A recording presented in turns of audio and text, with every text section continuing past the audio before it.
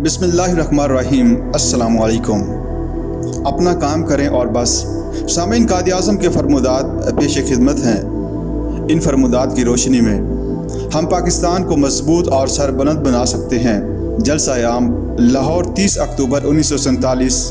कायद-ए-आज़म ने फरमाया, तारीख़ में ऐसी नई अक़वाम की कई मिसालें मौजूद हैं जिन्होंने महज क़ुव्वत-ए-इरादी और बुलंद किरदारी से खुद को बनाया और अज़ीम किया।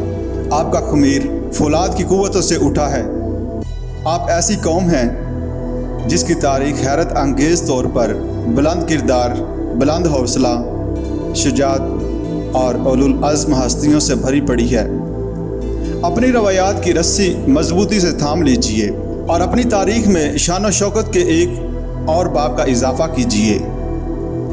अफसरान हुकूमत से सभी में खिताब 14 फरवरी 1948 में फरमाया, ईमानदारी और खुलूस दिल से काम कीजिए।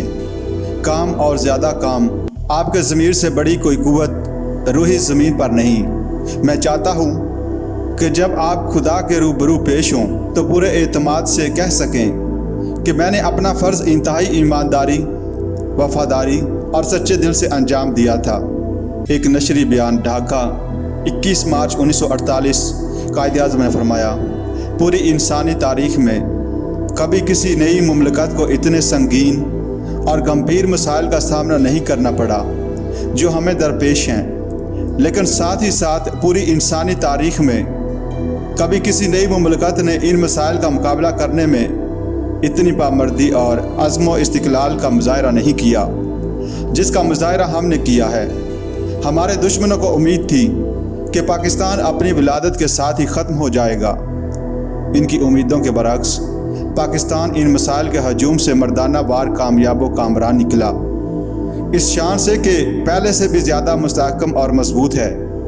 पाकिस्तान कायम रहने के लिए बना है, ये हमेशा कायम रहेगा और अपना अजीम किरदार अदा करता रहेगा जो इसके मुकद्दर में लिखा जा चुका है। ढाका यूनिवर्सिटी 26 मार्च 1948 में कायद-ए-आज़म ने तलबा से कहा, आज़ादी का मतलब बेलगाम हो जाना नहीं। आज़ादी से आप पर बहुत बड़ी ज़िम्मेदारी आयद होती है।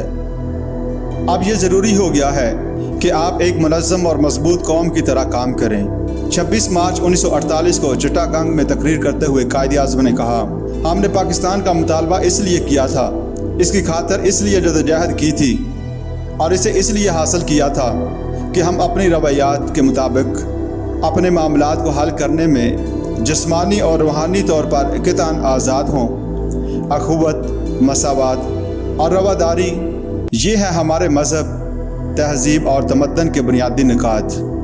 हमने इन अज़ीम तसव्वुरात के लिए जदोजहद की, इसलिए पाकिस्तान और इसकी जदोजहद की कहानी अज़ीम इंसानी ख़यालात और तसव्वुरात को अमली जामा पहनाने की दास्तान है।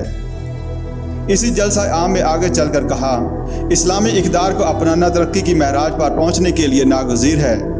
ये एक तरफ क़याम पाकिस्तान का जवाज़ है और दूसरी तरफ एक मसाली माशरे की तख्लीक की ज़िम्मेदार हैं। आज जबकि हमारी इज्तिमाही रूह ऊंच नीच की तमाम जंजीरों को तोड़ चुकी है, हमें चाहिए कि आगे बढ़ें और न सिर्फ अपनी रियासत बल्कि अपनी कौम के हर शोबे और हर पहलू को रोशन कर दें। जलसा-ए-आम ढाका 28 मार्च 1948 के ये अल्फाज भी सुन लीजिए, पाकिस्तान के सामने बड़ा शानदार मुस्तकबिल है। अब ये हमारा काम है कि कुदरत ने हमें जिन फ़याज़ियों से नवाजा है इनसे पूरा फ़ायदा उठाएं और एक मजबूत शानदार पाकिस्तान की तामीर करें।